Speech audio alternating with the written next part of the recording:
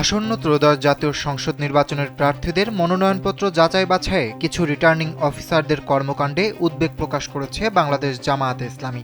দলটি বলছে, তথ্য প্রমাণ ও সংশ্লিষ্ট কাগজপত্র দাখিল করার পরও আইনের দৃষ্টিতে গুরুত্বপূর্ণ নয় এমন বিষয় ধরে উদ্দেশ্যমূলকভাবে প্রার্থিতা বাতিল করে দেওয়া হচ্ছে। রবিবার সংবাদ মাধ্যমে পাঠানো এক বিবৃতিতে এসব জামায়াতের সেক্রেটারি জেনারেল অধ্যাপক মিয়া গোলাম পরোয়ার। বিবৃতিতে তিনি বলেন, সারা দেশে ত্রয়োদশ জাতীয় সংসদ নির্বাচনে বিভিন্ন আসনে মনোনয়নপত্র দাখিল করার পর এমপি পদপ্রার্থীদের মনোনয়নপত্র যাচাই বাছাইয়ের কাজ চলছে। এই যাচাই বাছাইয়ের সময় কোনো কোনো জেলার রিটার্নিং অফিসারদের কর্মকাণ্ডে ভিন্ন ভিন্ন চিত্র পরিলক্ষিত হচ্ছে। কোনো কোনো জেলায় তুচ্ছ বিষয়কে কেন্দ্র করে প্রার্থীর মনোনয়নপত্র বাতিল করা হয়েছে। রিটার্নিং অফিসারের ব্যক্তিগত ইখতিয়ারে পড়ে বা তিনি ব্যক্তি বিবেচনায় ছাড় দিতে পারতেন এমন ক্ষেত্রেও কঠোর নীতি অবলম্বন করা হয়েছে। কোনো কোনো ক্ষেত্রে উদ্দেশ্যমূলকভাবে রিটার্নিং অফিসারদের বাড়াবাড়ির কারণে অনেক যোগ্য প্রার্থীর প্রার্থিতা বাতিল করা হয়েছে। প্রদত্ত তথ্য প্রমাণ ও কাগজপত্র দাখিল করার পরও উদ্দেশ্যমূলকভাবে প্রার্থিতা বাতিল করে দেওয়া মোটেও সমীচীন হয়নি।